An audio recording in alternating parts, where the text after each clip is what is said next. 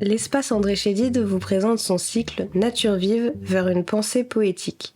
Cette série de rencontres s'intéresse à ces figures de poètes-penseurs pour qui la nature fut une source d'inspiration.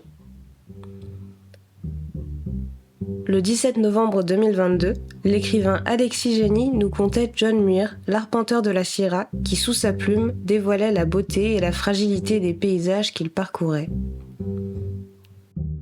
Bon, donc je vais vous parler de. Je regarde l'heure pour pas déborder parce que j'ai tendance à déborder, voilà. Je vais donc parler de John Muir. Je vais le prononcer bêtement à la française. Bon, en anglais, ça fait John Muir. Et puis en écossais, parce qu'il est écossais, c'est John Muir, vous savez, avec ce roulement de R d'Écosse qui est très caractéristique. Mais bon, je vais dire Muir parce que comme c'est quelqu'un qui est pas très connu en France. Il se peut que vous n'en ayez pas entendu parler et que par contre vous ayez peut-être vu le nom écrit. Et donc là, Muir, ça correspond au nom écrit prononcé à la française. Donc, rapidement, comment j'en suis arrivé là. Donc j'ai écrit des romans, j'ai écrit des essais, et puis un jour, j'ai été contacté par les éditions Paulsen, qui s'occupent d'exploration, qui s'occupent surtout de tout ce qui est polaire, froid, montagne, etc. Donc c'est une très belle maison qui, bon, j'aurais jamais pensé écrire dans cette maison parce que bon, je ne pratique pas la montagne, je ne vais jamais au pôle, voilà. Donc je trouvais ça beau, mais un jour, les éditrices de Paulsen m'ont contacté et leur idée, c'est que c'est bien que des écrivains s'emparent de ces récits de voyage, de rapport à la nature, etc. Parce que les explorateurs, c'est très très bien, mais des fois ils racontent pas toujours très très bien. Voilà, donc il faut l'exploration aux explorateurs et le livre à l'écrivain, c'est bien, chacun son métier. Donc elles m'ont fait cette proposition de John Muir, que je ne connaissais pas. Voilà, il faut le dire. Donc j'ai commencé vraiment à zéro. Je ne connaissais pas parce qu'il est peu connu en France. En France, on connaît Thoreau. Là aussi, je prononce à la française, parce que le Thoreau, je le fais assez mal. Donc, Thoreau, on le connaît à peu près, mais Muir, très peu. Aux États-Unis, c'est un héros national. Il est extrêmement connu. Il y a des tas de choses qui portent son nom en Californie, là où il a vécu. Il est connu en Écosse, où il est né aussi. Il y a des John Muir Trail, des sentiers John Muir qui parcourent les forêts, puis en Écosse qui parcourent je sais plus comment ça s'appelle, cette espèce de bras de mer qui est au niveau d'Édimbourg. Voilà, donc je me suis dit, bon, pourquoi pas. Et là, l'éditrice me dit, oui, ben, il est un scientifique comme toi. Ah, bon, pourquoi pas. Donc, je vais, d'ailleurs, ça commence très, très, très basiquement. Je vais sur Wikipédia pour voir qui c'est. Il y a un gros article, je me dis, ah, ça a l'air intéressant. Je vais à la bibliothèque municipale, j'habitais à Lyon à l'époque, et là, j'emprunte 2 ou 3 de ses livres. Il n'y en a pas beaucoup, hein, et je commence par le plus fin. Mais déjà, le titre m'avait attiré.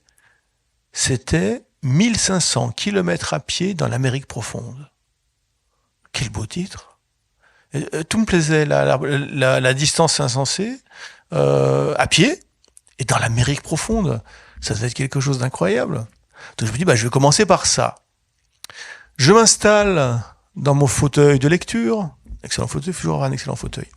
Je prends mes petits post-it miniatures, vous savez, les petits post-it en long comme ça. Parce que moi, j'aime pas gribouiller dans les bouquins. D'abord, c'est pas le mien, c'est la bibliothèque, mais en plus, en général, enfin, même avec les miens, j'aime pas. Donc, je m'étais dit, c'est un truc qui est écrit au 19e. Le 19e, hélas, littérairement, est un peu lourd. Donc, il va y avoir des tas de choses, des récits, ça va être un peu assommant. Je vais noter de temps en temps les petits trucs qui ont l'air bien, puis je vais essayer de faire avec ça. J'ouvre, je commence à lire. Et puis à la première page, je mets un post-it, 2 post-it. La page d'après, j'en mets 3 autres. Après, j'en mets encore. Bon, au bout de 20 pages, mon livre était hérissé de post-it fluorescents.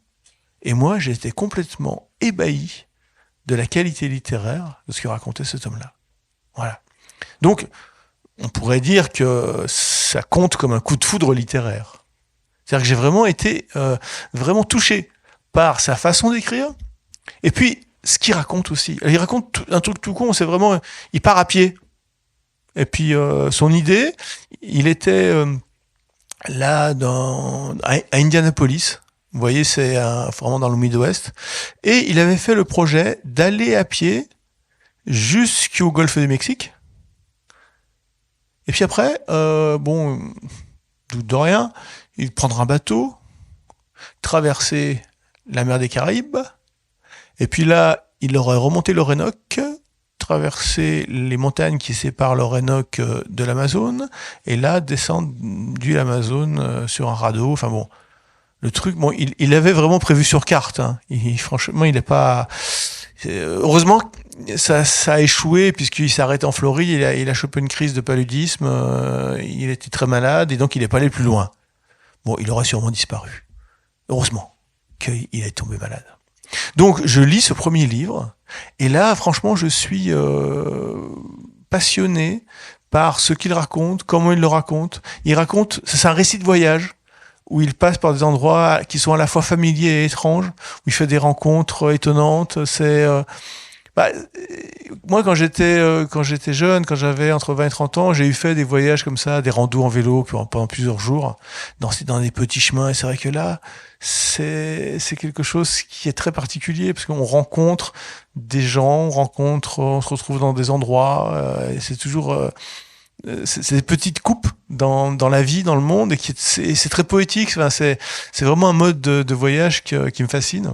Et là, je vois, raconté par un type qui était mort 100 ans avant, quelque chose qui est du même ordre.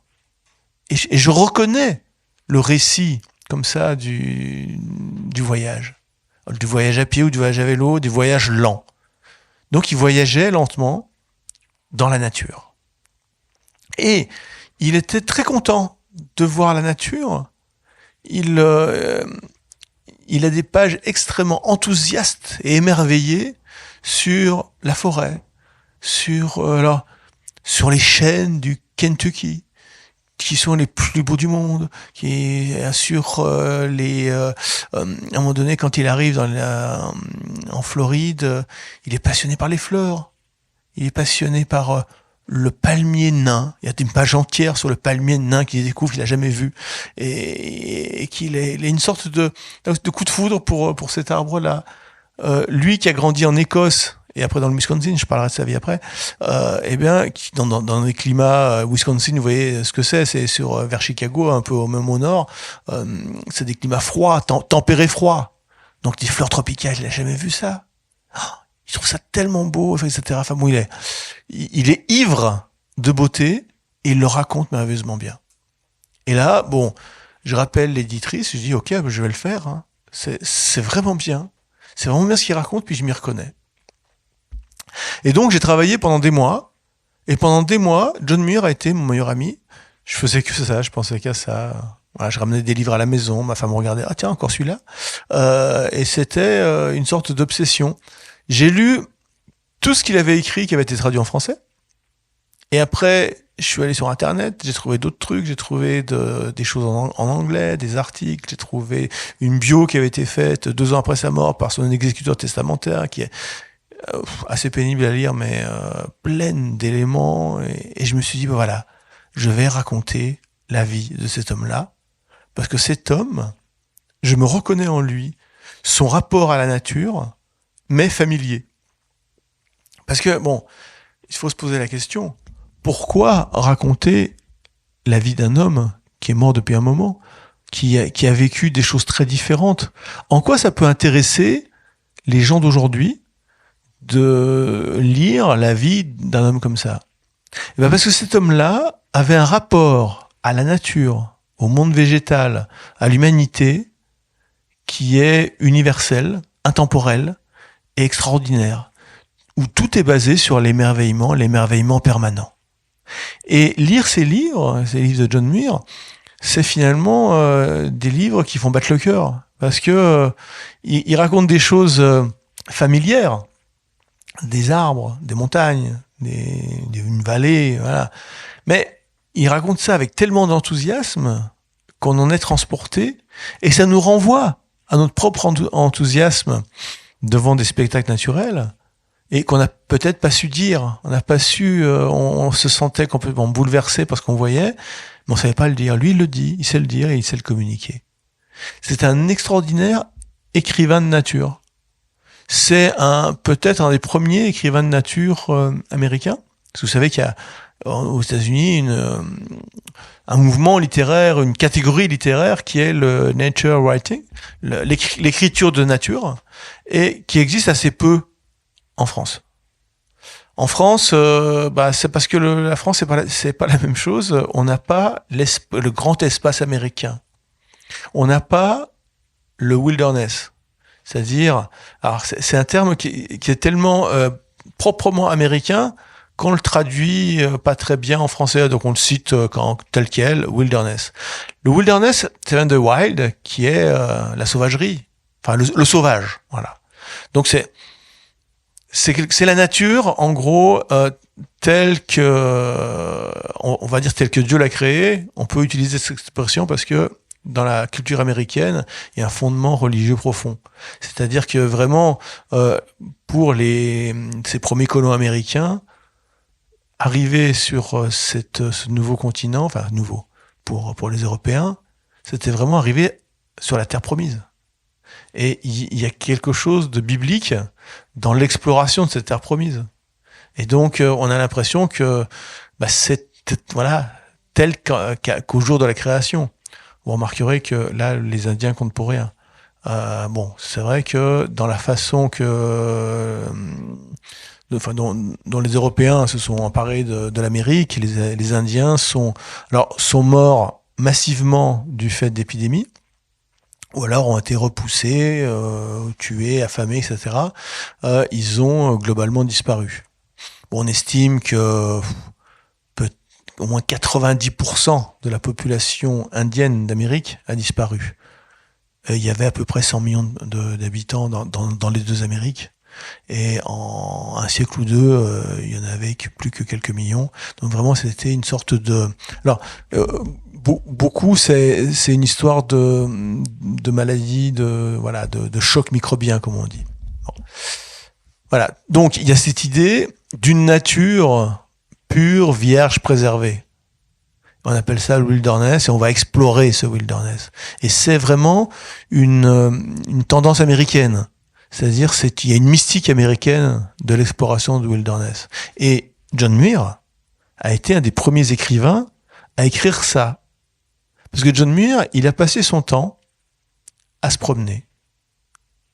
Le livre que j'ai écrit, ça reprend une phrase que lui-même a prononcée. Donc il s'appelle « J'aurais pu devenir millionnaire, j'ai choisi d'être vagabond ». Et c'est ça sa vie en fait. Vagabond. Il a toute sa vie, il s'est promené dans la forêt, dans la montagne, essentiellement Californie et en Alaska. Et il allait chercher la nature la plus vierge possible, ce wilderness. Alors dans le bouquin, finalement en tant que français ronchon, je préférais utiliser un mot français. J'ai traduit ce wilderness par grande sauvagerie, avec des majuscules pour que ça. Parce que le problème, c'est qu'en français, le terme de sauvagerie, il a évolué, il est devenu assez dépréciatif. Les sauvages, la sauvagerie, c'est quelque chose de négatif. Mais dans le français du Canada du XVIIe siècle, donc ça nous remonte un peu loin, on utilise ce mot pour désigner la forêt. Parce que sauvage, ça vient de silva, la forêt. Et au Canada, vous avez donc le fleuve Saint-Laurent, vous avez la colonie française qui est des petits villages de chaque côté au bord du fleuve, et vous avez la grande forêt. La grande forêt, cette sylve, c'est la sauvagerie. Et dedans habitent les sylvains, les habitants de la forêt, les sauvages. Mais c'est les Indiens. Mais à l'époque, c'était pas dépréciatif. À l'époque, c'était d'autres gens qui vivaient dans la forêt de façon un peu étrange, mais il y avait une séparation symbolique forte entre le monde du jardin, le monde des champs cultivés et le monde de la forêt. qui étaient autres. Et cette grande sauvagerie, c'est ça, c'est le wilderness, c'est cette espèce de réserve, cette réserve de vitalité. Là, on parle de symbolique, hein, une réserve de vitalité, cette réserve de nature, cette réserve de vie, et explorer cette grande sauvagerie, explorer cette wilderness, c'est atteindre à quelque chose de profondément humain. C'est comme si l'homme se replongeait dans la jeunesse du monde. Pour John Muir, dans toute son œuvre, il n'a jamais appelé ça la nature. Il n'a jamais employé le terme de nature. Il n'a jamais non plus employé le terme d'environnement. Il a encore moins employé le terme d'écologie et d'écosystème. Le seul terme qu'il employait, à part ce wilderness, c'était la création. Lui, il a grandi, on en parlera aussi, il a grandi comme presbytérien.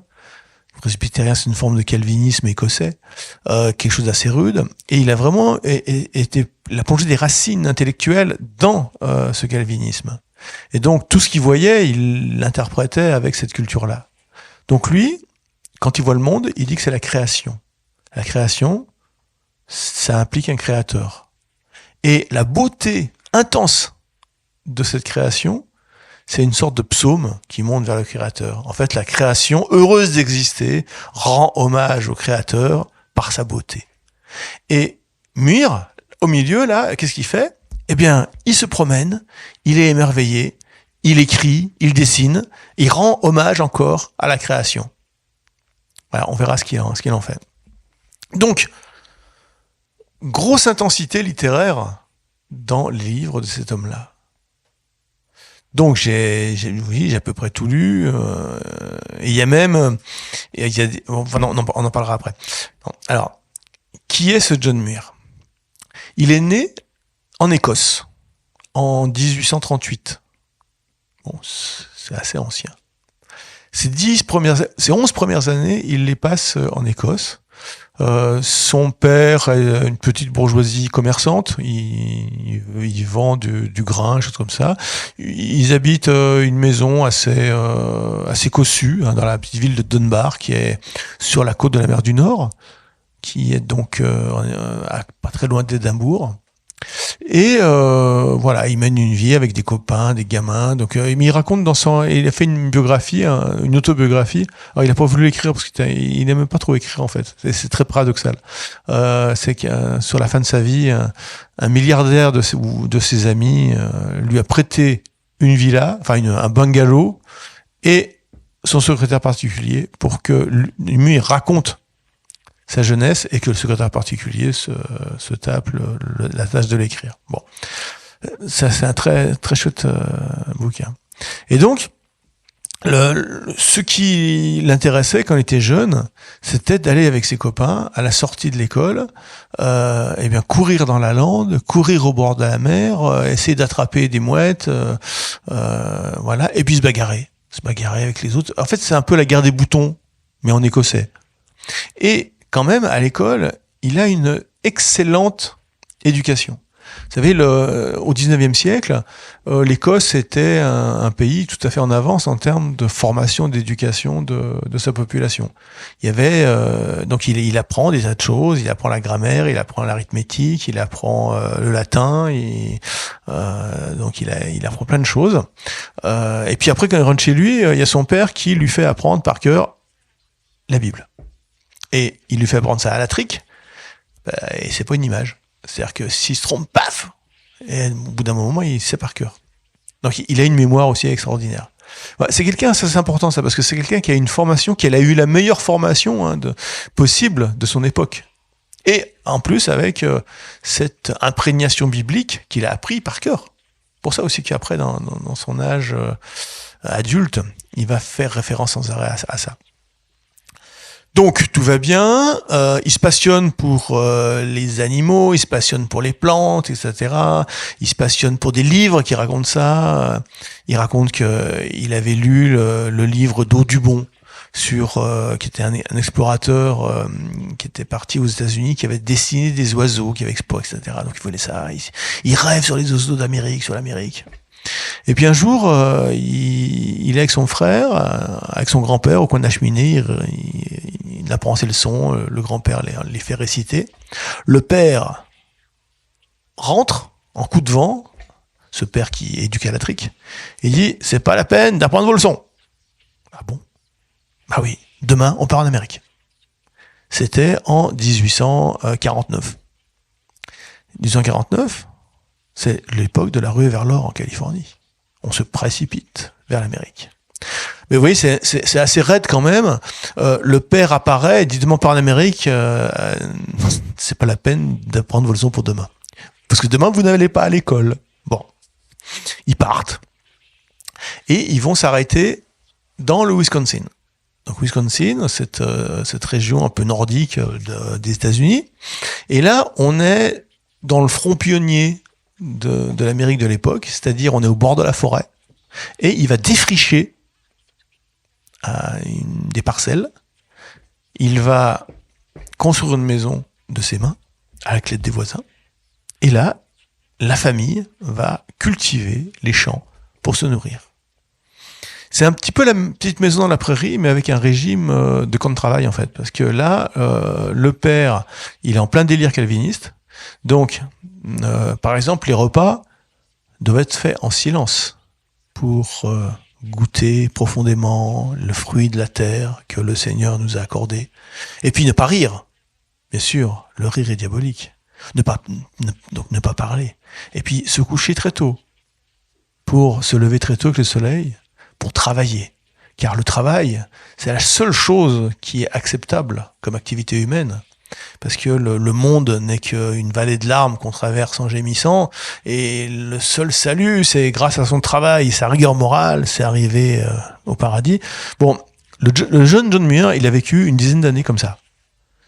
Mais il était d'une grande résistance, d'une grande force physique, un petit bonhomme, mais très résistant. Mais alors le genre de truc qu'il faisait, par exemple, à un moment donné, le père voudrait creuser un puits. Bah, c'est compliqué parce qu'il y a de la terre, et puis après il y a de la roche compacte. Là, les voisins lui disent, vous avez qu'à mettre de la dynamite.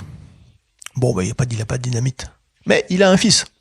Donc le petit John est envoyé creuser avec un marteau et un burin la roche. Il va creuser un puits de 30 mètres de profondeur. C'est-à-dire que le matin, on le descend dans un panier, on lui passe à manger, le soir, on le remonte, etc. Et à la fin, il y a de l'eau. Voilà. C'est-à-dire que John Muir a une sorte d'obstination, de force physique, et il va jusqu'au bout. Et toute sa vie, il va faire ça. Il sera capable d'exploits physiques incroyables. Bon. Et puis, bon, il commence à devenir ado un peu plus. Bon. Et puis, il aimerait bien. Il y a un truc qui lui manque. C'est les livres. Il n'y a pas de livres sauf la Bible dans leur maison. Alors, il aurait bien voulu écrire des livres, peut-être des romans, mais là, c'est pas possible. Son père n'accepte pas. C'est frivole. Donc, il y a que faire. Il demande à son père s'il pourrait pas avoir un petit bouquin d'arithmétique ou de physique. Bon, là, le père veut bien. Parce que l'arithmétique, la physique, c'est quelque chose d'universel, ça rapproche de la pensée divine, donc ça peut se faire. Hein. Et il va lire ça, et puis là, il découvre dans un manuel de physique quelque chose de très simple, qui est le mouvement du pendule. Alors, je ne sais pas si vous avez étudié ça en physique quand vous étiez au collège, au lycée. Donc le pendule, c'est un truc qui bouge comme ça, il y a un angle, il y a une période, etc. Enfin bon. Donc il voit un schéma. Et là, John Muir se dit, ah bah tiens, on pourrait peut-être construire une horloge avec ce principe-là. Il a jamais ouvert d'horloge de sa vie, il sait pas comment ça marche. Bon, il lui faut un peu de temps, parce que dans la journée, ça... Alors il demande à son père, ouais, est-ce que je pourrais pas travailler un peu à ça? Il dit, ouais, t'as qu'à te lever plus tôt. Eh ben, le jeune John Muir, plutôt que de se lever à 6h le matin, il se lève à 1h du matin. Bon, il s'était couché à 8, hein, ça va. Et dans la cave de la maison, transformée en atelier, il va étudier, il va réfléchir à comment faire une horloge, il va en tailler les morceaux avec un couteau, une scie qu'il a lui-même fabriquée, dans des morceaux de bois, parce qu'il a que ça, et il va construire une grosse machine qui indique l'heure, qui sonne à certaines heures et dont le balancier est fait d'un galet attaché à une corde. Et ça marche. Quand son père voit ça, il est un peu... Bon, il ronchonne un peu, il dit ouais, tu pourrais pas plutôt dormir hein, plutôt que de faire ces âneries là pendant la nuit. Et là, il dit écoute, père, vous m'avez permis de me lever plus tôt. Oh, d'accord, si je l'ai dit, en effet. Et notre John Muir se met à construire des machines très ingénieuses. Bon, certaines, je comprends pas du tout comment elles fonctionnent. Parce qu'après cet épisode-là, à l'âge de 20 ans, il va aller à l'université du Wisconsin, à Madison, la capitale de l'État. Bon, son père ne veut pas lui donner un sou pour ça, donc il va se débrouiller pour gagner sa vie, il va être précepteur, etc. Enfin. Et dans cette université, il va passer plusieurs années là, il va recevoir une formation excellente en lettres, en sciences, voilà, et il va construire ses machines. Et il a inventé une machine incroyable dont j'ai vu la photo, qui s'est conservée à l'université de Wisconsin. Je sais pas si vous avez vu ce dessin animé loufoque qui s'appelle Wallace et Gromit. Il y a le personnage qui a une machine qui l'aide à se lever.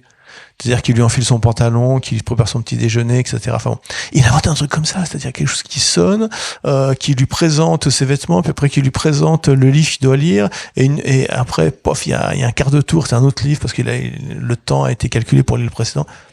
Une machine à se réveiller et à lire et à s'habiller. Je comprends même pas comment ça marche. Ça, c'est la première partie de mon titre. J'aurais pu devenir millionnaire. C'est parce que cet homme-là avait un génie mécanique.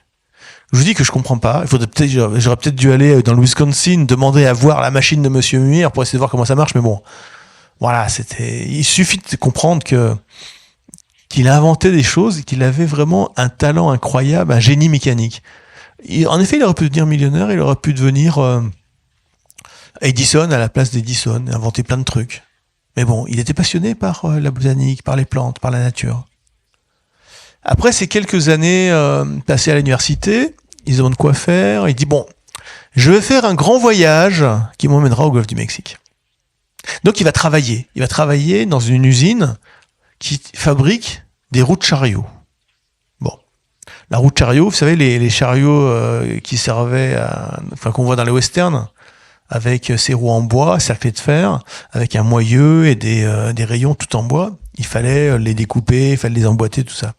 Il invente des machines, bon, que je ne connais pas, je sais pas, je vois vraiment pas à quoi, mais qui, semble-t-il, sont très utiles et améliorent beaucoup la productivité de l'usine. Pour ça que je dis qu'il aurait pu breveter tout ça, devenir un inventeur. Bon, il amasse de l'argent pour pouvoir faire son voyage, et puis un accident. Un outil dérape, ça perce la cornée, et il perd la vue. Et là, c'est le drame. Il écrira après que c'est terrible. Il avait prévu de faire un voyage. S'il avait fait le voyage avant, eh bien, il aurait pu, dans le noir, se repasser les images.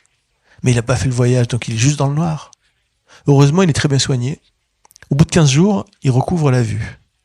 Mais là, il se dit que la vie, c'est court et c'est fragile. Donc, il va pas d'abord travailler et après voyager. Il va voyager tout de suite. Et c'est là que commence son trajet des 1500 km à pied dans l'Amérique profonde.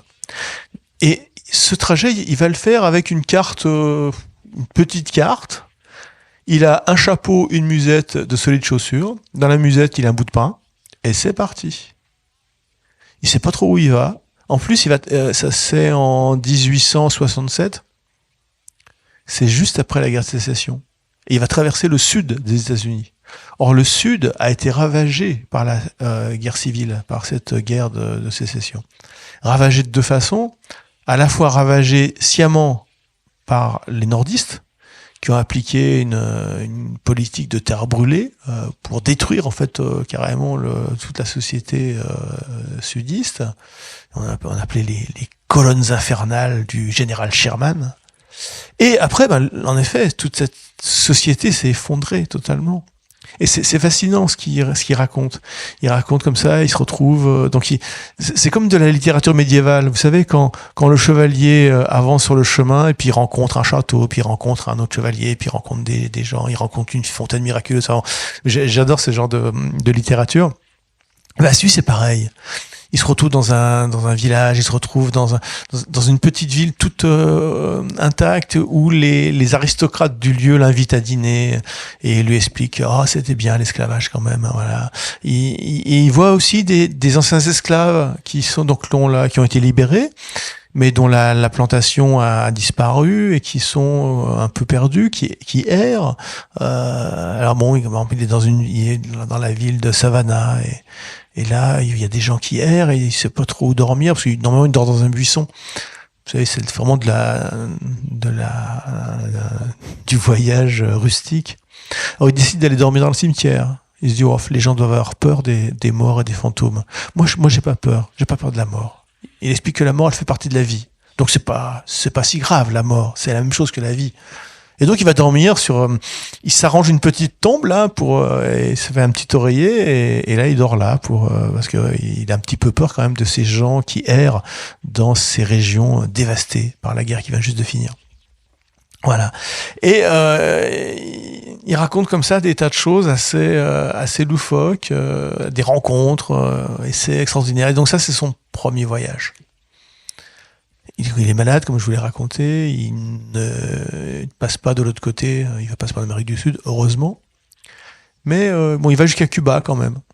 Et là, à Cuba, il ne sait pas trop quoi faire. Il raconte, il trouve que c'est étrange. Cette ville espagnole est très bruyante quand même. Franchement, il trouve que les latins sont excessivement bruyants. Ça parle très fort, ça fait de la musique tout le temps. Enfin bon, il est un peu lui entre l'Écosse et le Wisconsin dans sa petite maison, il connaissait pas le monde vraiment. Donc là, il est un petit peu estomaqué et puis il trouve que les gens sont quand même par contre extrêmement élégants, très bien habillés. Bon, c'est Cuba, la Havane. Et là, il trouve dans un journal une petite annonce qui indique que il y a un passage pas cher en bateau de New York jusqu'à la Californie. Californie qui attirait du monde du fait de l'or qu'on y avait trouvé. Pas de souci, il prend un bateau qui va à New York et puis là à New York, quand il arrive à New York, il ose pas se balader dans New York parce qu'il a peur de se perdre. Parce que toutes ces maisons, tous ces gens, c'est pas possible, donc il reste sur le port. Il embarque dans le bateau. Le bateau fait donc demi-tour, traverse la mer des Caraïbes. Là, on traverse l'isthme de Panama où le canal n'était pas encore formé, mais il y avait un train spécial qui traversait l'isthme. Et là, il va arriver en Californie. Et la Californie, à l'époque, c'était même pas un État américain. C'était un territoire qui un peu malfamé. Il y avait très peu d'habitants. San Francisco, en 1848, c'était 5000 habitants. C'est une bourgade. Il y avait quelques monastères espagnols. Et quand la ruée vers l'or a commencé, il y a eu des centaines de milliers des migrants qui sont arrivés, des prospecteurs, des gens qui voulaient faire fortune. La folie de l'or. C'est une folie à tel point que les bateaux arrivaient dans la baie de San Francisco, les immigrants débarquaient avec une pelle et un seau pour essayer de trouver de l'or, et les marins débarquaient aussi pour essayer de trouver de l'or, et les bateaux étaient abandonnés. Il fallait après aller chercher les bateaux, les démonter pour que la baie soit pas encombrée. Pour vous dire la folie de l'or. On s'est rué sur la Californie. Bon, lui, il arrive à San Francisco, il essaie de fuir la ville. Il y a une petite anecdote rigolote où il rencontre quelqu'un dans la rue qui porte des outils de charpentier. Il dit quelqu'un qui a des outils de charpentier, c'est sûrement quelqu'un d'honnête qui travaille de ses mains. Donc, il lui demande comment on sort de là, mais pour aller où? N'importe où, pourvu que ce soit sauvage. Et on lui indique vers l'est, donc vers la côte, la montagne, tout ça. Là, il va faire des tas de métiers et il va faire un métier qui va beaucoup le marquer, il va être aide-berger. C'est-à-dire que dans la Californie, donc on a une plaine centrale qui est très verdoyante au printemps, mais qui sèche l'été. Et on a la Sierra Nevada qui reste verte pendant l'été. Donc, on élève de très grands troupeaux de moutons, et l'été, on les fait transhumer vers la Sierra Nevada pour qu'ils continuent à brouter. Alors pourquoi des très grands troupeaux de moutons ? Parce que c'est en fait une activité spéculative. Il y a des gens qui vont acheter des milliers de moutons, les confient à un berger qui va les transporter. Les pâturages sont gratuits parce qu'il y a personne, ça appartient à personne, et donc il y a que le souci de nourrir le berger, tout ça. Donc on lui propose de faire cette expédition-là. Il est effrayé par la dévastation que produisent les moutons. Plusieurs milliers de moutons, il dit c'est comme des criquets. C'est des criquets à sabots. Ils mangent tout. Ils mangent toutes les arbres, tout ce qui est vert. Ils laissent derrière eux une sorte de sillage de terre nue. Il est effrayé par ça. Il est émerveillé par les prairies en fleurs de la plaine de Californie et de la montagne. Mais quand les moutons sont passés, il ne reste plus rien. Et là, il se dit, c'est terrible. Ce pays est un paradis de beauté, de nature, de vie. Et avec ces troupeaux géants qui sont là, qui sont géants parce que on cherche pas à vivre tranquillement de son troupeau, on cherche à vendre massivement de la laine, de la viande. C'est dans le four-marché international, c'est vraiment c'est d'élevage industriel. Et ben avec ça, on dévaste. Et puis il voit aussi que les prospecteurs sont un peu partout, que les prospecteurs creusent partout, n'importe comment, et ils vont filtrer les ruisseaux, tout ça, pour essayer de trouver quelques paillettes d'or. Il y a très peu de gens qui ont fait fortune pendant ces ruées vers l'or. Ceux qui ont fait fortune, c'est ceux qui ont acheté l'or au prospecteur pour le revendre plus tard. Mais le prospecteur lui-même, voilà, il se fait toujours un peu avoir, puis il trouve pas grand-chose. Et aussi, il est effrayé de voir l'exploitation forestière. Vous savez, dans ces endroits-là, il y a les séquoias, ces arbres géants. Eh bien, dès qu'on a découvert les séquoias, la première chose qu'on a fait, c'est qu'on a commencé à les couper. C'est-à-dire que ce bois énorme, et ça appartient à personne. Eh ben, on va le couper. Et alors en plus, c'est un peu fait de façon un peu bâclée, puisque les séquoias, une fois qu'on les a coupés, quand ils tombent, ils se cassent. Donc après, il y a des gros tronçons quoi, à faire sauter la dynamite pour les réduire. Et à la fin, on fait des petites planchettes de rien du tout. C'est affreux. Et dans l'œil de John Muir, comme tout ça c'est la création, le séquoia c'est une merveille de la création. Le couper, le faire exploser, débiter en petites planchettes, c'est même pas un désastre écologique. Il pensait pas à ce genre de choses. Mais c'est un blasphème, tout simplement. C'est la beauté qui est là. Et la détruire pour en faire des planchettes, c'est nul. C'est scandaleux. Puisque cette création qui est là, elle pourrait profiter aux gens, aux hommes, parce qu'il n'y a pas de vie humaine sans contact avec la nature vierge, le wilderness. Donc, il est effrayé par tout ce qu'il voit. Il va dans la montagne avec son troupeau, et en se baladant, il tombe, et je dis bien il tombe dessus un peu par hasard, sur la vallée de Yosemite. C'est une grande vallée, très impressionnante, avec des falaises assez droites. Il y a à peu près 1000 mètres de dénivelé entre le bord de la falaise et le bas. Et c'est super raide. Il y a quelques montagnes très caractéristiques. Par exemple, il y en a une qui s'appelle le Half Dome, le demi-dôme. Et on a l'impression que c'est un dôme qui a été coupé en deux. C'est-à-dire, d'un côté, il est arrondi, et de l'autre côté, il est vertical. Bon, il voit ça. Il trouve ça tellement beau qu'il sait plus quoi dire.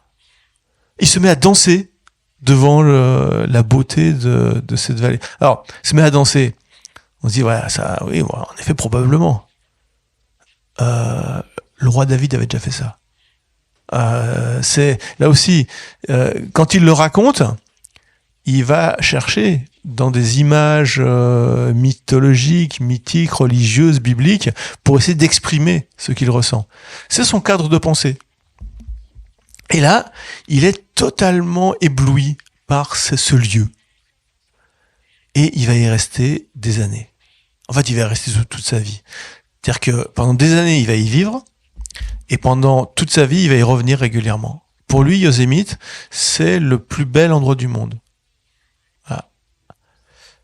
Alors qu'est-ce qu'il va faire après? Bon, il va laisser tomber les moutons, il va s'installer à Yosemite, il va construire une scierie pour gagner sa vie, mais pas question de couper des arbres. Vous avez bien compris que il ne tue rien, il a jamais chassé de sa vie, et il coupe pas d'arbres. Il va, dans sa scierie, il va faire des planches uniquement avec les arbres abattus par les tempêtes. Voilà, c'est une sorte de scierie durable, voilà, qui n'exploite rien, qui a un impact environnemental minimum. Et il commence à être un peu connu parce qu'il s'installe là. C'est le type un peu bizarre avec une sorte de grande barbe et qui va se promener tout le temps dans la montagne, de temps en temps avec des petites planches, mais c'est tout. Et il va commencer à écrire des articles. Je vous rappelle que cet homme-là a une formation extrêmement pointue et il sait écrire, il a une culture.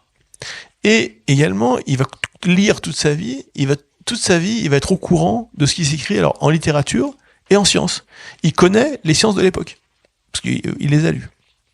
Et donc il va mener cette vie dans cette vallée merveilleuse qui est la vallée de Yosemite. Il va même faire, alors justement, vous vous rappelez, l'éditrice m'a dit ouais, c'est un scientifique comme toi. Alors, c'est un naturaliste. C'est un naturaliste de bon niveau. C'est un botaniste, un bon connaisseur de la flore. Mais il n'a jamais publié quoi que ce soit. C'est-à-dire qu'il n'a jamais contribué à l'accroissement des connaissances. C'est juste pour lui. C'est une façon d'admirer, d'être content, voilà. Donc il y a aucune production de savoir. Bon, donc du coup là, c'est une question scientifique. Voilà, il connaît, mais il n'est pas chercheur.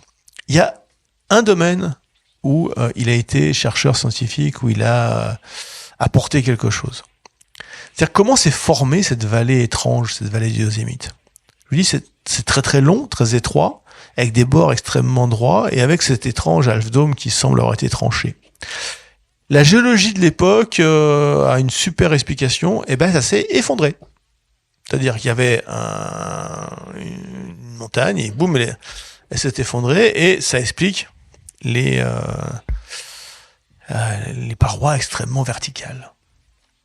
Lui, il trouve pas ça très très très sérieux. Il lit l'œuvre de Louis Agassiz. Louis Agassiz, c'est un Suisse qui est passé aux États-Unis et qui a inventé quelque chose, qui a inventé l'ère glaciaire.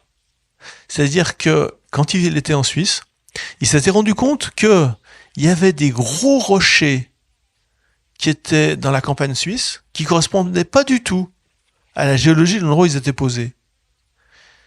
Et par contre, qui correspondaient tout à fait à la géologie des montagnes, qui étaient pas loin, des plusieurs kilomètres, dizaines de kilomètres, voire centaines de kilomètres.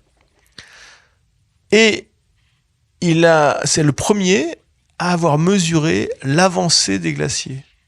C'est-à-dire qu'il a passé du temps à côté d'un glacier dans une cabane, et il avait planté des piquets, il a fait des relevés, et il voit que les glaciers bougent, les glaciers coulent.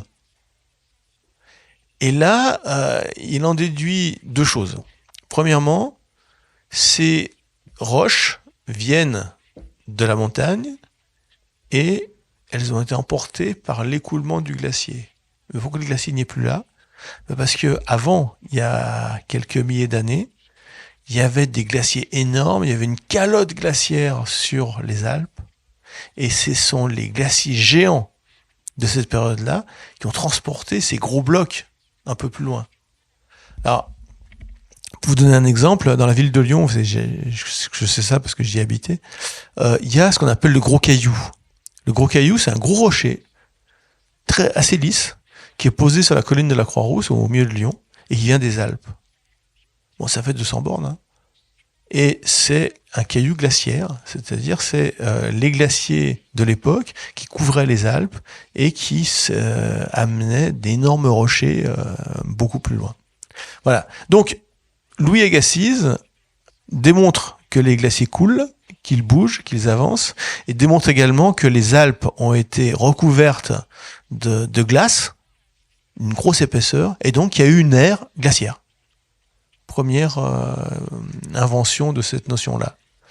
Muir lit ça, donc il est au courant de la science de son époque, et dit, eh bien en fait, je pense que la vallée du Yosemite est une vallée glaciaire. Et si les les parois sont extrêmement verticales et très lisses, c'est parce que c'est un glacier qui s'est écoulé et qui a râpé ses bords. Et il va chercher tous les indices. Et ça, c'est des indices bien connus des glaciologues, c'est-à-dire qu'il y a des parois qui sont très très lisses, avec des petites rayures horizontales, c'est-à-dire que c'est le glacier en coulant, en frottant la paroi avec du sable, et que ça va râper la paroi et la rendre extrêmement lisse, sauf des petits cailloux qui vont être transportés, qui vont faire des rayures. Il y a un sable particulier très très fin, qui est ce sable qui avait été écrasé par l'écoulement du glacier. Et puis, un jour, en se promenant, il va trouver un vieux reste de glacier qui montre qu'il y en a eu ici. Et donc, il écrit un rapport qui explique qu'en fonction de toutes ces données, la vallée du Yosemite est glaciaire et non pas un effondrement. Voilà. C'est sa seule contribution aux sciences. Et ça a été pour lui plutôt une façon d'aller se promener. C'est-à-dire que il prenait prétexte d'aller chercher des indices glaciaires pour aller se balader. Parce que finalement, ce qu'il aimait dans la vie, c'est ça. C'est tout. Donc après, il pensait pas faire carrière de scientifique. Voilà. Donc ça a été sa contribution. Et après, donc il a écrit des articles, énormément d'articles, qui publiaient dans des revues.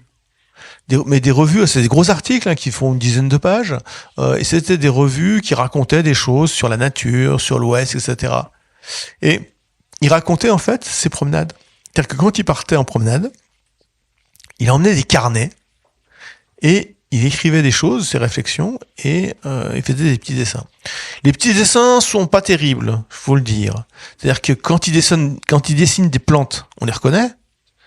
Quand il dessine des gens, ça ressemble à des Playmobil. Donc voilà, il est pas. Mais après, je crois que ce qu'il aimait, c'était se poser dans la nature et la dessiner. Bon, et ça, c'est quelque chose que je comprends. C'est toujours ce que j'ai envie de faire. Et donc, ces carnets, à partir de la matière de ces carnets, il écrivait des articles. Et des articles sur ses promenades. Il racontait, par exemple, un article sur le bruit du vent dans la forêt. Un article sur un tremblement de terre qu'il avait vécu et il était très enthousiaste. Il n'avait pas peur du tout. Il était super content de voir un tremblement de terre, de voir les roches qui s'effondrent et tout ça. Il était exalté. Il raconte une tempête aussi. Une tempête. Il est tellement content de la tempête qu'il grimpe à un arbre pour pouvoir se balancer avec la tempête. Et là, il est très enthousiaste. Voilà, donc, il raconte des choses insensées. Par exemple, quand donc à Yosemite, il y a une grosse cascade qui est assez célèbre qui descend de 800 mètres, je crois, d'un coup. Donc il y a la roche en haut, il y a le lit de la rivière, il y a le bord et l'eau tombe. Et lui, il va aller voir, bien sûr. C'est-à-dire qu'il s'approche. Bon, il enlève ses chaussures parce que ça glisse un peu, c'est très lisse, c'est mouillé en plus, pour s'agripper avec les orteils.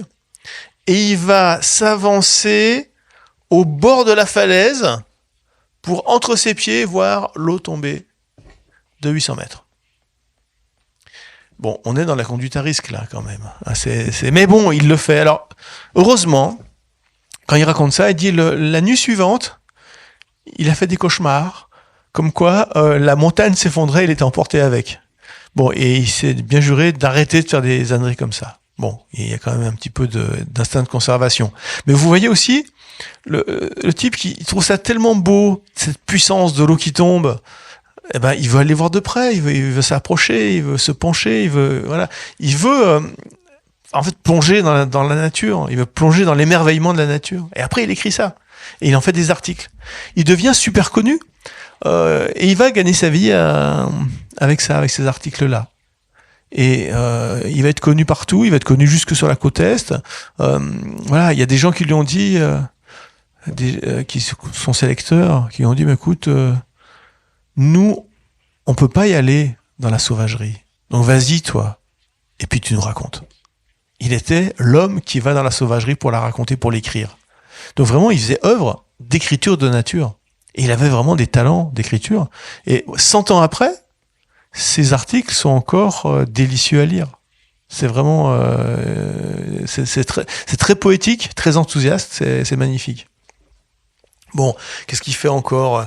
Allez, encore un truc insensé qui n'est pas recommandé aux jeunes gens.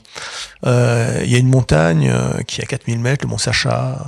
Bon, le sommet est couvert de neige. Enfin bon, donc hop, il y va. Il monte jusqu'en haut. Puis à un moment, il dit, parce qu'il raconte après, il dit oh bah quand même là j'avais laissé ma veste au camp, là j'ai un peu froid. Alors on se dit putain, j'ai laissé ma veste au camp. Mais il est monté comment? Il est monté torse nu, en chemise. Enfin bon, c'est à 4000 mètres de haut, c'est couvert de neige. Ce type est pas humain, quoi. Enfin c'est trop. Puis alors je sais plus si c'est la même expédition ou une autre. Il est pris par une tempête de neige. Alors qu'est-ce qu'il fait? Il creuse un trou, il met des branches de sapin par-dessus, il se crée une petite cabane. Il va rester quasiment une semaine dans la cabane. Et là, il dit mais je suis super bien, je suis comme un petit écureuil qui est dans son abri pendant l'hiver, ça va bien. La tempête se calme, il redescend, et les gens disent on croyait que vous étiez mort? Non, je suis resté, je me suis fait une petite cabane, ça allait très bien. Et il y a comme ça dans sa vie ces espèces d'exploits presque involontaires. Le type qui est d'une présence d'esprit incroyable, d'une résistance physique incroyable, et il passe à travers tout. Dans sa vie, il aurait dû mourir 100 fois. Mais non, il surmonte ces obstacles. Et après, il les écrit de façon très plaisante. Et on lit ça, on est avec lui ou ça, puis après on se dit mais normalement personne fait des choses pareilles. C'est pas possible. Moi, personnellement, j'en ai lu des histoires d'aventures mais personne fait des choses aussi incroyables que de monter à 4000 mètres sous la neige en chemise. Voilà. Alors d'ailleurs, quand j'ai écrit ce livre, la question se posait d'aller voir Yosemite. Bon, je me suis renseigné, c'est-à-dire que j'ai demandé à l'éditrice, tu me payes un voyage? Je dis, on va voir. Après, j'ai regardé sur Internet, j'ai regardé les vols entre Paris et San Francisco, et puis après, je vois, quand on est à San Francisco, comment on fait pour monter, et puis je trouve des photos de Yosemite. Et là, je dis, ça va être compliqué, quoi. C'est bourré de monde. Mais il y a un monde fou. Par exemple, sur ce Half Dome dont je vous parlais, il y a une photo d'époque où on voit Muir tout seul sur le Half Dome, c'est extraordinaire. Bon, il y a le photographe aussi, mais ils sont deux. Et là, on a installé une rampe qu'on a scellée dans le rocher, et les gens font la queue comme à la cantine pour aller un par un se faire un selfie au sommet du Half Dome. Et bon, il y a un chemin, le John Muir Trail, qui va dans la montagne, mais après, les gardiens du parc ne délivrent que 25 permis par jour pour y aller. Et il faut faire la queue à 5h du mat pour essayer d'en avoir un, c'est même pas sûr. Et là, je me suis dit, non, c'est pas la peine. C'est marrant, parce que si je vous raconte ça, c'est parce qu'il y a beaucoup de gens qui ont lu le bouquin et qui disent, oui, alors t'es allé à Yosemite? Je dis, non. Bon, non, parce que, en fait, ça me rapprocherait pas de Muir. Parce que ce que j'ai vu, ce que je verrais, c'est pas du tout ce qu'il a vu lui. C'est autre chose. Alors c'est sûrement très beau, il y a pas de discussion là-dessus, mais ça me rapprocherait pas de ce qu'a vu Muir. Et puis après, mon sujet, c'est pas Yosemite. Mon sujet, c'est le regard de Muir. Donc là, aller avec des tas de gens, avec des camping-cars, avec des groupes, des scolaires, etc., là au milieu, pour essayer de sentir le wilderness, je crois que c'est pas la bonne méthode. Donc j'y suis pas allé. Alors il y a des gens qui m'ont expliqué que c'était très très bien, tout ça. Je les crois, c'est sûr. Mais c'est vrai que c'était pas mon sujet. Et ça a beaucoup changé quand même ce lieu-là. Et puis aussi, je vous ai raconté là comment il voyageait. Si je voyage moi avec des chaussures de montagne, une tente, voire des bâtons de marche, c'est pas la même chose. Ça va être limite du faux témoignage. Parce que lui, il voyage en des chaussures normales, une musette, un chapeau, et il dort dans les buissons. Et il mange des bouts de pain. Voilà, si j'amène des rations d'alpinisme lyophilisées qu'un petit but à gaz, ça sera pas un voyage à la Muir. Ça sera une sorte de tourisme vaguement sportif. Mais bon. Mais ce qui était beau, c'est son regard. c'est son regard émerveillé sur la nature. Or ça, j'ai pu l'éprouver. J'ai dit, je me suis baladé dans la montagne. Moi, je suis originaire entre Jura et Alpes, donc je me suis baladé beaucoup en montagne, à pied, en vélo, en VTT, etc. Je fais des rangs et j'ai ressenti très profondément l'émerveillement. C'est-à-dire que quand on est en vélo, par exemple, on grimpe dans la montagne, dans un chemin cabossé dans la forêt, et puis on passe par une petite route et puis on sait pas où on est, et puis on est à moitié perdu, puis on est brusquement, on débouche sur un col, et là, clac, il y a une vallée incroyable qui s'ouvre. Bon, c'est ce qu'a vécu Muir devant Yosemite. C'est ce que j'ai vécu, moi, petitement, dans les Cévennes, dans le Jura, voilà. C'est-à-dire que le peu que j'ai fait, en petit, me permet de comprendre le grand qu'il a fait dans les grands paysages américains. Mais du coup, je suis familier de l'émerveillement. Je suis familier du sentiment intense que l'on peut ressentir quand on voit se déployer un nouveau paysage devant soi. Voilà. Et je suis familier de l'émerveillement qu'on peut avoir face à un arbre. Un arbre très beau, très harmonieux qui est là, qui est plein de puissance et d'harmonie. J'ai un sentiment, une émotion, comme il le raconte. Et en fait, ce livre, je l'ai fait un peu dans une sorte d'aller-retour entre lui et moi. Entre moi, petit Muir, qui essaye de me pencher vers ce que je ressens face à la nature, pour comprendre le grand Muir, pour comprendre ses grands exploits que je ne ferai jamais. Mais voilà, le peu que j'ai fait, ça me permet de comprendre. Ouais, parce qu'après, il a fait encore pire, il est allé en Alaska. Il trouvait ça super, l'Alaska, parce que c'était face à la Californie qui s'industrialise à toute vitesse, l'Alaska, c'était vierge. Donc, il était très heureux, il partait sur les glaciers, là aussi, conduite à risque, c'est des trucs à se perdre, il traverse un glacier en pleine nuit, il y a de la brume et tout. Bon, le glacier, en fait, c'est super fendu, c'est des crevasses et tout ça, il les évite, il les traverse sur des ponts de neige, il finit par revenir à bon port. Bon, encore des choses à ne pas faire. Mais voilà, il les fait, il y survit, il surmonte tout. Et il l'écrit. Il a écrit également un livre qui s'appelle Voyage en Alaska, voilà, qui est extraordinaire. Donc, cet homme-là va, à un moment donné, se ranger un peu. Je regarde là parce que je cause. Oula. Oh, je suis déjà depuis une heure là. Allez. Donc, il va se ranger. Il va se marier. Alors, comment il a fait pour se marier avec la vie qu'il mène ? Eh ben, semble-t-il, c'était un homme très sympathique, très bavard, et il est plein d'amis, il a un sens de l'amitié. Et ses amis se sont dit, ouais, on va le marier. Et puis là, il y a une femme qui a l'air bien. C'était une femme qui était la fille d'un propriétaire d'une sorte de ferme fruitière. Et cette femme avait fait des études. Dans les années 1870, c'est pas si courant que ça, semble-t-il extrêmement intelligente et ne souhaitant pas se marier avec le premier venu. Et il s'accorde. Alors bon, il a du mal, les premiers rendez-vous sont difficiles les amis de Muir ont du mal à le faire venir au premier rendez-vous.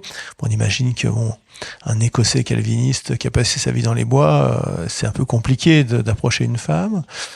Et finalement, ils s'accordent, etc. et vont se marier. Et là, il va reprendre la ferme fruitière de son beau-père. Il va la faire fructifier, il va bosser comme un fou, etc. Il va arrêter les voyages. Et ça va durer des années. Il a 2 enfants, 2 filles. Mais il bosse tellement qu'il s'amaigrit, il se sclérose un peu. Et là, sa femme lui dit... Enfin, il essaie de voyager avec sa femme. C'est très drôle parce que c'est une vraie caricature. C'est-à-dire qu'il l'emmène à Yosemite, elle a des valises avec des robes et tout, elle n'a pas les bonnes chaussures, elle a super peur des ours, elle a l'impression qu'il y en a un dans chaque buisson. Enfin voilà, elle est incapable de reconnaître la moindre plante. Et il rentre et là, elle lui dit, bah, écoute, non, moi je voyage, c'est pas mon truc. Donc moi, je vais m'occuper de la maison, toi, enfin, fais tes trucs, quoi. Et elle lui dit, écoute, moi j'ai épousé un voyageur. Donc, aucune ferme au monde ne mérite qu'un homme comme toi dépérisse. Donc, tu retournes voyager. Et il va continuer à voyager à partir de la cinquantaine. C'est là qu'il va aller en Alaska. Et il écrit des lettres à sa femme qui sont superbes. Et sa femme lui crée des lettres. Alors, comment on fait pour se faire parvenir des lettres? Quand on croise un bateau, on lui confie des lettres, etc. Et ça finit par arriver. Bon, ça met un peu de temps. Et il raconte des tas de choses sur l'Alaska à elle. Il lui raconte tout à elle. Et elle lui raconte les choses de la ferme et des filles à lui. Et il y a un lien amoureux très fort, mais qui se fait à distance. Et ça, on peut en être témoin par la correspondance. Il y a quelque chose de très très fort entre eux. C'est à la fois étrange et puis c'est beau, quoi. Cet homme-là, cet homme des bois, poète et naturaliste et vagabond, qui finit par trouver une femme qui lui convient, mais qui ne se voit pas tous les jours, quoi. Donc voilà. J'ai perdu le fil, ça devait me mener quelque part, mais je sais pas. Oui, alors donc voilà, il va aller en Alaska, il va aller jusqu'en Arctique, au nord de la Sibérie, mais là il trouve ça pas terrible parce que il y a plus d'arbres, il y a un sol complètement défoncé par le gel des gels. Non, là on est au bord du monde, ça va pas. À partir de là, ça va plus du tout, donc il revient. Il rencontre les Indiens d'Alaska. Il dit des choses extrêmement élogieuses sur ces Indiens d'Alaska. Il dit quelque chose de magnifique, qui est, dans un village indien, on n'entend jamais un enfant pleurer. Parce que les enfants, on les écoute, on leur parle, on les bat pas. Et lui, qui a été élevé à la trique, il se dit, il y a une autre enfance possible. Il est très admiratif des Indiens d'Alaska, qui à l'époque étaient un peu les derniers Indiens qui étaient en dehors des routes de colonisation. Donc qui étaient un peu en contact avec la colonisation, mais pas trop. Donc qui ont gardé pendant un certain temps une vie comme ils la vivaient avant. Donc il est très admiratif de ces gens-là. Donc voilà. Ces articles, il en a fait des livres. Donc il y a pas tant que ça de livres de lui. Il y a donc ce livre où il raconte sa jeunesse. Donc on lui prête un secrétaire particulier pour l'aider, et il fait 2 livres lui-même qui sont un été dans la Sierra et voyage en Alaska, qui sont un peu des compilations. Enfin, c'est retravaillé à partir des articles qu'il avait écrits. Et puis il y a à la fin qui va être publié à titre posthume, il y a ses 1500 km à pied. C'est toute son œuvre, c'est pas énorme, mais il y a encore des articles, plein d'articles. On en a traduit pas mal en français, mais il en reste encore qui sont à traduire. Et il y a aussi un trésor extraordinaire. Il y a ces carnets, les carnets qu'il emmenait en voyage. Ils ont été scannés par une université américaine qui les a mis en ligne et qui a transcrit tout ce qu'il avait écrit à la main dessus. Et après, il a fait plein de voyages partout. Il a fait le tour du monde. Il est allé sur le Roanoke, il est allé sur l'Amazone, il est allé en Afrique. Il est allé en Nouvelle-Zélande, en Australie, au Japon, en Russie, en Chine, etc. Enfin bon. Et tout ça, c'est raconté dans des carnets. Mais il n'en a pas fait d'articles, il n'en a pas fait de livres. Donc là, il y a un gisement extraordinaire de voyages de John Muir autour du monde, mais qui n'est pas publié. Mais bon, j'ai pas une âme d'archiviste, donc mais il faudrait que quelqu'un de sérieux... Enfin, pas un romancier, quelqu'un de sérieux puisse travailler ça. Donc voilà. Je voulais vous raconter la vie de cet homme-là, que j'ai connu par son écriture, qui disait des choses profondes sur la nature, et qui m'ont touché parce que j'ai ressenti la même chose. À 100 ans d'écart, je me suis senti en communication avec cet homme-là, en connexion avec cet homme-là. Ce qu'il écrivait me faisait vibrer parce que je comprenais ce qu'il avait vécu. Et voilà. Et pour moi, c'est donc un grand écrivain de nature. Ah ouais, non, j'oubliais, voilà, non, c'est ça le truc que j'avais perdu. Donc vers la 60 ans, il s'est mis à militer pour la création d'un parc autour de Yosemite. Et par ses articles, il a fait l'éloge de la nature et l'éloge des parcs. Et il y a eu une décision de créer un parc naturel qui interdisait toute activité autour de Yosemite. Et puis bon, c'était un parc de l'État de Californie, mais il faisait pas vraiment confiance à l'État de Californie parce que vous savez, à l'époque c'était ambiance western, quoi. Les politiciens étaient c'était pas super, comment dire, honnête et tout ça. Il voulait que ce soit un parc fédéral. Et un jour, le président, en 1903, je crois, le président Roosevelt veut le rencontrer. Donc le président Roosevelt Théodore. Et donc, qui était une sorte de type un peu baroudeur, chasseur, voilà, cavalier. Donc il a entendu parler de Muir, il veut le rencontrer. Et Muir lui dit, écoutez, ok, ben, ce qu'on va faire, c'est qu'on va passer tous les deux, 3 jours dans la montagne. Je vous emmène dans la montagne. Et c'est ce qu'il a fait. Ils ont passé 3 jours ensemble. Ils ont fait des grands feux de camp. Ils étaient super contents. Ils sont redescendus. Ils étaient ravis. Ils sont restés potes toute leur vie. Ils s'écrivaient après. Ils ont vraiment vécu 3 jours mystérieux. On ne sait pas s'ils se sont dit vraiment. Mais Roosevelt disait que John Muir était l'homme le plus libre qu'il ait jamais rencontré. Et en revenant à Washington, il a signé les décrets pour que ça devienne un parc national. Et là, c'est carrément l'armée qui s'est chargée d'évacuer les moutons, d'évacuer les prospecteurs, d'interdire l'exploitation forestière. Et donc, le parc de Yosemite existe toujours dans une protection assez qui n'a pas arrêté. Voilà. Et ça, c'est important parce que Muir est considéré comme un des ancêtres de l'écologie, ce qui n'est pas vraiment tout à fait juste, parce que c'était pas du tout de l'écologie telle qu'on la conçoit maintenant. C'était pas que des concepts scientifiques, c'était des concepts d'émerveillement et de sens du sacré. Mais il voulait protéger ça, et il a milité pour protéger ça. Et donc voilà, il est le père de ce qu'on appelle le préservationnisme. C'est un mode de protection de la nature qui découpe des grands morceaux de nature et où on interdit toute activité humaine, toute activité industrielle, tout ça, etc. Bon, c'est quelque chose qui est discutable, parce que par exemple, comment faire ça en Europe, où il n'y a pas de grands espaces vides sans personne dedans. Et c'est vrai que les parcs, qu'est-ce qu'on fait avec des parcs? Est-ce qu'on les laisse totalement vierges de toute entreprise humaine, ou est-ce qu'on a des activités durables et raisonnées? Enfin, c'est un débat. En ce moment, et c'était un débat aussi à l'époque. Et lui, voilà, il voulait ça, il voulait préserver. Et s'il voulait préserver, c'est parce qu'il fallait que l'homme vienne de temps en temps se plonger dans la nature. Autrement, une vie humaine n'était pas complète.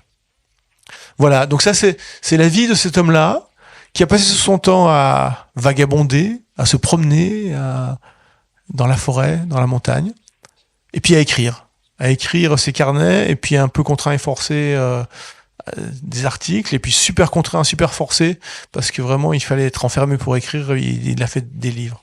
Et quand il est mort en 1914, il est mort d'une pneumonie à l'hôpital de Los Angeles. Sur son lit, il y avait les épreuves de son livre de voyage en Alaska, donc il a corrigé jusqu'à la veille de sa mort. Voilà, donc c'est un homme... voilà, en fait, je vous ai raconté la vie de mon meilleur pote pendant que j'écrivais ce livre.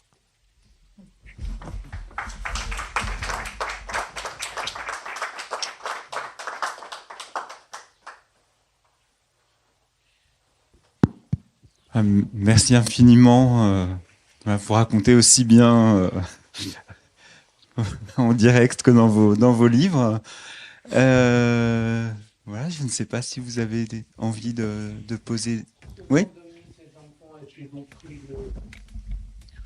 Non, pas du tout. Non. Ces 2 filles, alors elles vont conserver un peu la mémoire de leur père, les archives, tout ça. Elles ont confié, comme je vous ai dit, à quelqu'un qui a écrit une première bio. Alors après, je pense qu'elles ont été elles ont suivi pendant un certain temps, parce que John Muir a créé une association de protection de la Sierra Nevada qui s'appelle le Sierra Club, et qui existe toujours, qui vise à étudier et protéger la Sierra Nevada. Donc c'est l'association écologique la plus vieille la plus vieille de toutes, qui continue d'exister et qui continue à encourager les recherches sur ce territoire, et à enseigner aussi ce que c'est que ce territoire, pour pouvoir le protéger. Oui. Alors si, il est revenu parce que donc après quand il était assez âgé, Bon, il avait un petit peu d'argent parce que bon, ses livres se vendaient, enfin ses articles se vendaient. Pour plus, sa ferme fruitière marchait bien. Il a fait des grands voyages. Et il était aussi invité partout. Donc il est allé par exemple dans l'est des États-Unis. Il est allé sur la tombe de Thoreau. Il est allé à Walden, là où Thoreau avait sa cabane à côté d'un étang. Et là il a dit mais pourquoi on appelle ermite? Et il est 1,5 kilomètre de la ville où elle a grandi, puis il y a le train qui passe au bout du jardin, quoi. Alors que lui, bon, il était, je vous rappelle, en Alaska, traverser le glacier la nuit, quoi. Bon, donc il était un peu étonné, mais après, bon, c'est deux mondes différents. Hein. Il avait lu Thoreau. Et il l'avait lu et beaucoup aimé. Après, le vrai homme des bois, c'est Muir. Et donc il est retourné en Écosse. Il a été accueilli comme un héros national. Il y a un monument, voilà, il y a sa maison, la maison de sa famille est un musée, Muir, et il y a une statue, une très jolie statue où on voit un petit garçon qui est entouré de mouettes. C'est un bronze, mais qui est très très léger, et un petit garçon qui va se promener avec les oiseaux et la nature, quoi. Et c'est vrai que c'est quelque chose de très adapté à ce qu'il a été.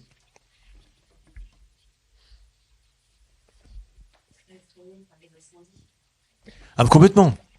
Alors, il y a, ça je raconte dans le bouquin, les incendies sont un événement normal dans la vie des montagnes de Californie. C'est-à-dire que ce sont c'est un milieu sec, mais à la fois méditerranéen et montagneux. Il y a des incendies réguliers et il y a des arbres qui ne germent que quand le feu a fait éclater leurs graines. C'est-à-dire que tout est prévu pour la régénération. Il y a une sorte de régénération naturelle de la forêt californienne. Mais c'est à des... Et en plus, le séquoia résiste très bien au feu. Mais c'était à des échelles toutes petites. Là, maintenant, on est dans ce qu'on appelle des méga-feux, c'est-à-dire des feux qui sont immaîtrisables, qui détruisent des milliers d'hectares. Et donc là, c'est une toute autre échelle. Du fait de la sécheresse, qui depuis pas mal de temps, et du fait aussi des installations humaines, alors on a accusé les lignes à haute tension qui passaient à travers la montagne, de faire des étincelles, voilà. Parce que ça n'a pas été, là aussi, c'est un problème d'investissement. Dans des tas d'endroits, elles sont enterrées, et là, elles n'étaient pas. Voilà. Donc c'est vrai que je crois que les grands incendies dévastateurs, ça aurait été un peu un cauchemar pour lui, même s'il adorait les feux de camp. Il faisait des gros feux de camp. Voilà. Ah non, mais attends, il en faisait des gros. Il en a fait un jour, qui était en Alaska. Il a mis des troncs. Il est parti tout seul dans la forêt et fait un énorme camp de feu, je veux dire. Et je crois que les flammes elles allaient jusqu'à 15 mètres de haut. Enfin, c'est vraiment un énorme truc. Et à tel point que ça se reflétait dans les nuages. Et les gens du village à côté ont cru à des signes cosmiques. Non mais il avait un côté un peu dingue avec les éléments, voilà. Mais c'est vrai que là, le méga feu, trop destructeur.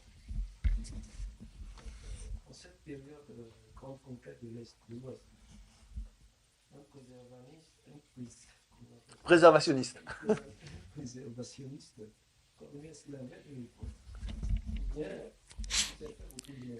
Alors, il avait de l'écoute parce que il y a eu à l'époque, fin 19e, toute une tendance de protection. C'est-à-dire que les gens se rendaient compte de la dévastation de la nature, de l'économie en roue libre.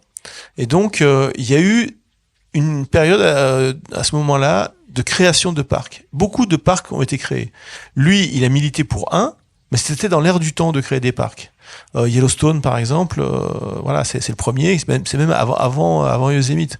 Et donc, on avait l'idée qu'il fallait peut-être mettre un coup d'arrêt au développement anarchique et qu'il fallait préserver des zones. Alors bien sûr, les gens étaient d'accord pour ça, les politiques étaient d'accord. Enfin bon. Après, bien sûr, il y a eu des discussions très serrées parce que il y avait des industriels qui voulaient quand même continuer à exploiter. Et il y avait cette idée qu'on pouvait peut-être faire une exploitation raisonnée de ces endroits-là. Et lui était archi contre. Il y a eu un gestionnaire comme ça de Yosemite, il s'est brouillé à mort avec lui parce que ce gestionnaire-là voulait qu'il y a une exploitation raisonnée du parc. Et donc Muir pensait qu'il n'y a pas d'exploitation raisonnée possible, parce que la création, ça va être la création. Vous voyez, c'est aussi il avait des cadres intellectuels qui étaient particuliers, qu'on comprend mal maintenant. Mais pour lui, c'est pas possible, parce que ce qu'il voulait, c'est la nature vierge. Alors même si c'est un peu, il y a une sorte d'angle mort qui étaient les Indiens. Et c'est vrai que ce qui s'est passé en Californie, c'est terrible, c'est-à-dire que quand les forestiers, les prospecteurs sont arrivés dans la montagne, il y avait des Indiens qui étaient là. Et quand les prospecteurs forestiers ont commencé à abattre les arbres, à creuser des trous, etc., ben, il y a eu des tensions avec les Indiens, et il y a eu des Indiens qui ont attaqué des prospecteurs. Parce que, bon, on fait pas des trous chez les gens comme ça. Et on a envoyé l'armée avec pour mission de liquider les Indiens. Ça a été une guerre d'extermination. Et on a exterminé les Indiens de Yosemite. On a débarrassé le terrain. Alors c'est vrai que maintenant, actuellement, on fait des reproches à Muir en disant que oui, il avait une idée du parc qui ne prenait pas en compte les populations, etc. Ben oui, enfin, c'est vrai que le parc a été créé après l'extermination des gens. Et puis bon, Muir n'avait aucune pensée sociale. Lui, sa pensée, c'était la nature, le rapport direct de l'homme avec la nature. Il n'a jamais eu la moindre pensée sociale. Qu'est-ce qu'il faut faire avec les gens collectivement? C'est pas son affaire. Donc on peut lui reprocher sa naïveté, ok, mais on peut pas lui reprocher d'avoir des projets exterminateurs, par exemple.